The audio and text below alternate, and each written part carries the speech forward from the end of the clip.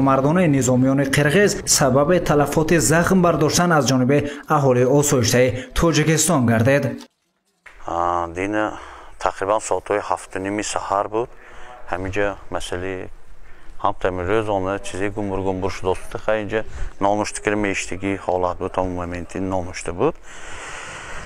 همین مایانده موبایل انده همسایه‌ام در آمده بودن. اینجا همسایه‌ام زنکات داشتگی چاکنیم. هم حالت انده یک ابر خود به خود اینجا ترکیش شد. ترکیشی بیالو توپلانگی سفید. هم حیران شدیم چیکار.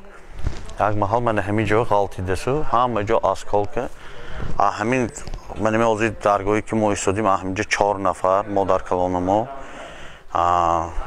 اما یک بچه زنش، 2 فرزندش، یک پسر یک دخترش. همشون زخمین. بعد من استی دیوالنده خالی همین خاندان ما، ساور خاله ما و یا به فکرم جا به جا جان دادن یا بالنیسا رفته جان دادن. همین جنده همین حالت شد. اینجا من ما طرف قرقستان آوای رسو پایینان ممکن 4 کیلومتر باشیم، ممکن 6 کیلومتر باشیم. من اینکش نمیدونم. من خود به خود آمده همینجا غلطیده. همین حادثه متوجه شده. یک زمان و یا من بعدی این ماه رسو شخص ببرم نشان داد که بود. خاله به کلانم مادر کلانم آنچه کلان سالی است گذشته تا 80 برفتگی. ایستادگی هم من اینجا ایستادگی بیام. من گذشته 2 متر تقریبا 2 متر به ایستادگی بودگی. زنی که خاله کی باندگی کردن.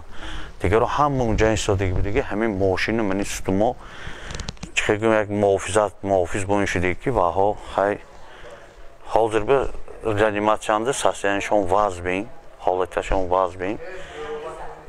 خدا میگیم دیگه هیچی نه. یعنی که همون 4 نفری که زخم داشتن حالتشون واز بین. ها حالتشون واز بین. ها یک تا همشون خوشبان داشتن. خدا شکر ها بیمارخانه مرکزی ناحیه باباجان فروخنده. اکسیدنت گیران رفته همونجا.